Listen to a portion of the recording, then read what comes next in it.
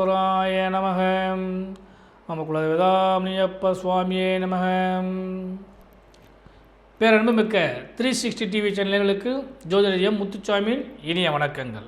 8இல் மறைந்த புத பகவானால் மறைந்த புதன் நிறைந்த பலனை தரும் என்ற விதிப்படி அதிக லாபத்தை சந்திக்க காத்திருக்கக்கூடிய மிதுன ராசி அன்பர்களே, உங்களுக்கு இந்த வாரம் நிகழும் மங்களகரமான ஸ்ரீ சோபகிருது வருடம் தை மாதம் 14ஆம் தேதி முதல் 20ஆம் தேதி வரை, அதாவது 28/1/2024 முதல் 3/2/2024 வரையான இந்த வாரத்திற்கான பலாபலன்கள்.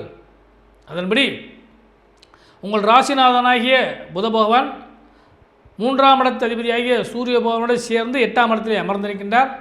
உங்கள் ராசிக்கு 4ஆம் இடத்திலே கேது பகவானும், உங்கள் ராசியை பார்த்தபடியே 7ஆம் இடத்திலே சுக்கிர பகவானும் செவ்வாய் பகவானும் அமர்ந்திருக்கிறார்கள். பாக்கியஸ்தானத்திலே சனி பகவானும், 10ஆம் இடத்திலே ராகு பகவானும், லாபஸ்தானத்திலே குரு பகவானும் அமர்ந்திருக்கிறார்கள். இதுதான் இந்த வாரத்துக்கான கிரக அமைப்புகள். உங்கள் ராசிக்கு தனாதிபதி, வாக்காதிபதி, குடும்பாதிபதி ஆகிய சந்திர பகவான் உங்கள் ராசிக்கு 3, 4, 5 ஆகிய இடங்களில் இந்த வாரம் முழுவதும் பயணிக்க காத்திருக்கிறார். அதனால் ஒவ்வொரு நாளும் நமக்கு நல்ல நாளா அப்படின்னு சொல்லி பார்க்குறப்ப, இந்த வாரத்தின் துவக்க நாளாகிய ஞாயிற்றுக்கிழமை அன்னைக்கு 28/1/2024 தேய்பிரையில் வரக்கூடிய திருதியை திதியும், மதியம் 3 மணி வரை மக நட்சத்திரமும், அதன் பின்பு பூர நட்சத்திரமும் வருகிறது. இந்த நாள் மரணயோகமும் சித்தயோகமும் கூடிய ஒரு நல்ல நாளாக அமையக்கூடிய வாய்ப்பு உண்டு. அடுத்து திங்கட்கிழமை மிக அருமையான நாள் 29/1/2024 திங்கட்கிழமை அன்னைக்கு தேய்பிரையில் வரக்கூடிய சதுர்த்தி திதியும், மாலை 6 மணி வரை பூர நட்சத்திரம், அதன் பின்பு உத்திர நட்சத்திரமும் சித்தயோகம் கூடிய ஒரு அருமையான நாள். அன்று சங்கடகர சதுர்த்தி. அடுத்து செவ்வாய்க்கிழமை 30/1/2024 செவ்வாய்க்கிழமை அன்னைக்கு தேய்பிரையில் வரக்கூடிய பஞ்சமி திதி. அன்று முழுவதும் உத்திர நட்சத்திரம், அமிர்தயோகம் கூடிய நாள். அன்றைய நாள் மகாத்மா காந்தி அவருடைய நினைவு தினம். அடுத்து 31/1/2024 புதன்கிழமை அன்னைக்கு, அதாவது தேய்பிரையில் வரக்கூடிய சஷ்டி திதி, ஹஸ்த நட்சத்திரம், மரண யோகம் கூடிய நாள். அந்த நாள் கரி நாளாகவும் அமையக்கூடிய வாய்ப்பு இருக்கிறனால அந்த நாள் ஒரு மத்தியமான நாள் தான். அடுத்து வியாழக்கிழமை, அதாவது 1/2/2024 பிப்ரவரி மாதம் தொடங்குது. ஆங்கில மாதத்தின் பிப்ரவரி மாதம் துவக்க நாள். அன்றைய தினத்தை பொறுத்தளவுக்கு பார்த்திங்கன்னா தேய்பிரையில் வரக்கூடிய சப்தமி திதியும், சித்திரை நட்சத்திரமும், சித்தயோகமும் கூடிய சுபமுகூர்த்த நாள் வியாழக்கிழமை அன்னைக்கு. அடுத்து வெள்ளிக்கிழமை அன்னைக்கு, அதாவது 2/2/2024 வெள்ளிக்கிழமை அன்னைக்கு பகல் மணி 1 மணி வரை சப்தமி திதி. அந்த 1 மணிக்கு மேல் தான் அஷ்டமி திதி வரனால அன்று சுபமுகூர்த்த நாளாக அமைகிறது. ஏன்னா சப்தமி திதியில் விசேஷங்கள் பண்ணலாம். நட்சத்திரத்தை பொறுத்தளவுக்கு சுவாய நட்சத்திரம், அன்று சுபமுகூர்த்த நாள். அடுத்து இந்த வாரத்தின் கடைசி நாள் சனிக்கிழமை அன்னைக்கு, அதாவது 3/2/2024 சனிக்கிழமை அன்னைக்கு தேய்பிரையில் வரக்கூடிய நவமி திதி. மதியம் 1 மணிக்கு மேல் நவமி திதி வருகிறது. 1 மணி வரை அஷ்டமி திதி. அன்று நட்சத்திரம் விசாக நட்சத்திரம், அன்று சித்தயோகம் கூடிய நாள்.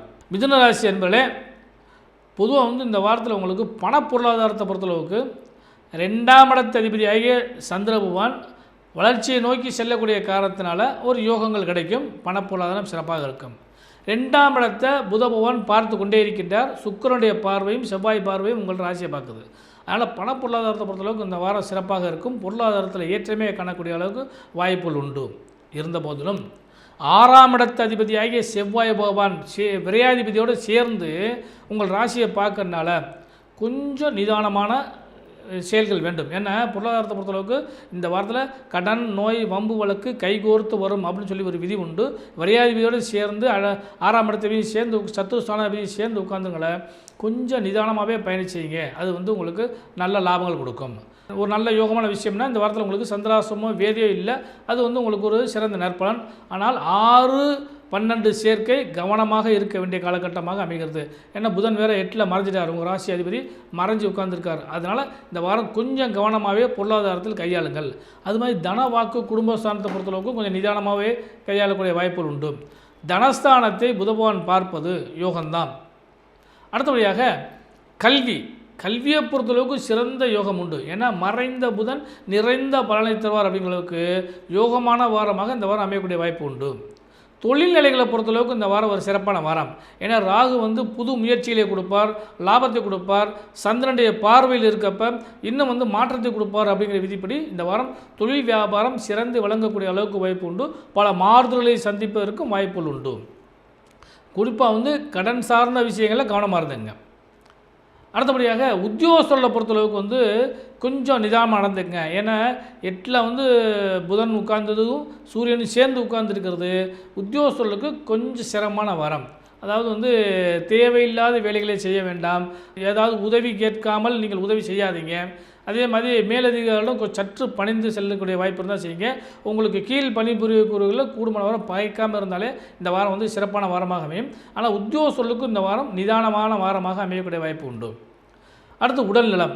இந்த உடல் நலத்தை பொறுத்தளவுக்கு நான் முதல் சொன்ன மாதிரி 6-12 சேர்க்கை உங்கள் ராசியை பார்த்துக்கிட்டே இருக்கனால உடல் ரீதியாக நிச்சயமாக கொஞ்சம் கவனமாக இருங்க.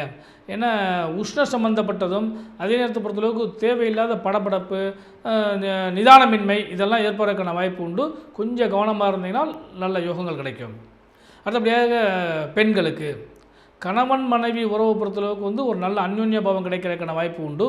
ஆனால் அதே நேரத்தை பொறுத்தளவுக்கு பார்த்திங்கன்னா வந்து அதாவது உங்களுடைய கணவருக்கு அல்லது உங்களுக்கோ ஏதாவது உடல் சம்மந்தப்பட்ட சில சிரமங்களோ அல்லது பொருளாதாரத்தில் சிரமங்களோ ஏற்படுறதுக்கான வாய்ப்பு உண்டு.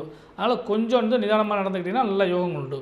அதே மாதிரி தான் அந்த தொழில் வியாபாரம் செய்கிற பெண்களுக்கும் இந்த வாரம் ஒரு மத்தியமான பலன் தான் கிடைக்கிறதுக்கான வாய்ப்பு உண்டு. அதனால் நிதானமாக கடைபிடிச்சிங்கனால் இந்த மிதுனராசி என்பவர்களுக்கு இந்த வாரம் வந்து சற்று புது முயற்சிகளை ஒத்தி வைத்தல் நலந்தரம், சுபமங்கலத்தை ஒத்தி வைத்தல் நலந்தரம். அடுத்த வாரத்தில் நல்ல பலன்கள் நிறைய கிடைக்க போகிறனால இந்த வாரத்துக்கு அதுக்கான முன்னோட்டமாக மட்டும் அமைத்து கொள்ளுங்கள். யோகங்களும் லாபங்களும் உங்களுக்கு நிச்சயமாக கிடைக்கும். சரி, இந்த வாரத்தில் வழிபட வேண்டிய தெய்வம் துவக்கத்திலே வந்து பார்த்திங்கன்னா திங்கட்கிழமை அன்னைக்கு சங்கடகர சதுர்த்தி வருகிறது. அன்றைய நாளில் விநாயகர் பெருமானை வழிபாடு பண்ணுங்கள். இந்த வாரத்தின் சகல சங்கடங்களையும் நீக்கிறதுக்கான அந்த நாளாக அமையக்கூடிய வாய்ப்பு உண்டு. அடுத்து வந்து செவ்வாய்க்கிழமைக்கு பார்த்திங்கன்னா பஞ்சமி திதி வருகிறது. பஞ்சமுக ஆஞ்சநேயர், பஞ்சமுக விநாயகர், வாராகி அம்மன் இவர்களை வழிபாடு செய்யுங்க. இந்த வாரத்தில் சுபமான யோகங்கள் கிடைக்கும்.